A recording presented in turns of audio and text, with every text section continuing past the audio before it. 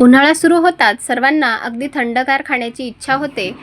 तर अशा या उन्हाळ्यामध्ये अगदी साध्या सोप्या पद्धतीने आणि आपल्या घरामध्ये जे साहित्य उपलब्ध आहे त्यामध्येच आज आपण ही कुल्फी बनवून तयार केली आहे। यासाठी आपण कोणतेही जास्त साहित्य वापरलेलं नाही, तरीसुद्धा आपली कुल्फी अगदी मस्त अशी तयार झाली आहे ना। आपण इथे गॅस पेटवला आहे किंवा कोणती मलाई वापरली आहे किंवा दूध पावडरचा सुद्धा वापर केलेला नाही, तरीसुद्धा आपली कुल्फी अगदी मस्त तयार झाली आहे। नमस्कार, मी प्रिया। प्रियाच्या सोपी रेसिपीमध्ये तुम्हा सर्वांचं खूप खूप मनापासून स्वागत आहे। आज आपण अतिशय साध्या सोप्या पद्धतीने कुल्फी बनवणार आहेत। चला तर मग रेसिपीला सुरुवात करूया।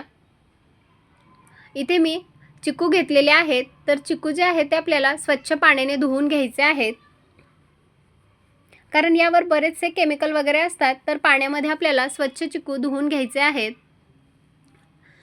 चिकू जे आहे ते आपण स्वच्छ धुवून घेतले। आता आपण हे चिकू वरची जी साल आहे ती पूर्णपणे काढून टाकणार आहेत। तुम्ही हवं तर जी साल आहे ती चाकूच्या मदतीने काढू शकता किंवा चमच्याच्या मदतीने मधला जो चिकू आहे तो काढून घेऊ शकता। आता आपण इथे चिकू काढून घेतला, तर त्यामध्ये जे बी आहे ते पूर्णपणे आपण बाजूला करून घेणार आहेत आणि अशा प्रकारे बाकीचे सर्व चिकू काढून घेणार आहेत। इथे आपण चिकूच्या फोडी तयार केल्या आहेत। तर इथे बघा, माझ्याकडे पाव किलोच्या प्रमाणामध्ये चिकू होते, तर सर्व चिकूच्या आपण वरची साल काढून अशा फोडी तयार करून घेतल्या आहेत।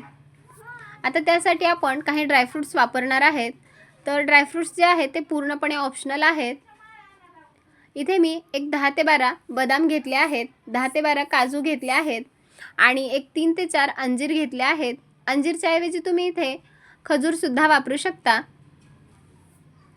आता एक मोठं मिक्सरचं भांडं घेतलं आणि त्यामध्ये हे सर्व चिकू आपण टाकून घेऊयात। काजू बदामाचे काप आणि अंजीरचे तुकडे सुद्धा आपण यामध्येच टाकून घेऊयात। आता यामध्ये आपण अर्धा कप दूध टाकणार आहेत। इथे मी म्हशीचं दूध घेतलं आहे, तर रूम टेम्परेचरवरचं दूध आहे।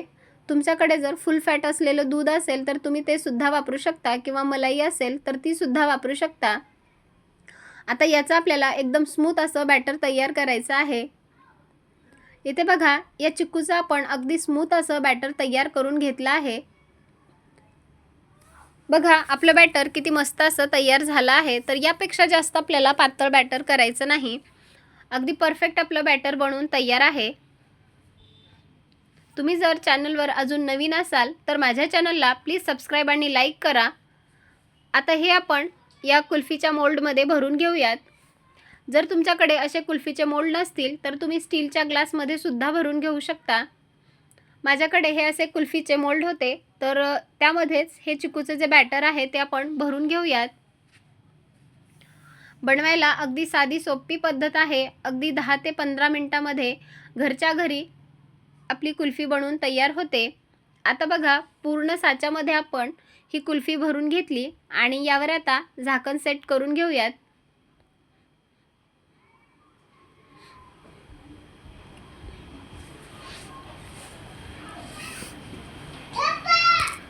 इथे बघा, आपण सर्व जे कुल्फीचे साचे आहेत त्यावरती झाकण लावून घेतलं आणि आता हे जे कुल्फीचं आपलं स्टँड आहे ते कमीत कमी एक 6 ते 7 तासासाठी फ्रीजरमध्ये ठेवणार आहोत आणि 6 ते 7 तासानंतरच आपण हे फ्रीजरच्या बाहेर काढून घेऊयात।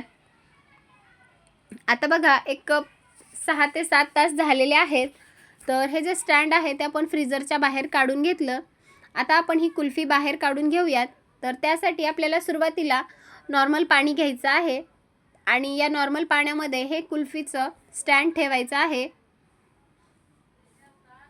त्यामुळे कुल्फी पटकन बाहेर निघते।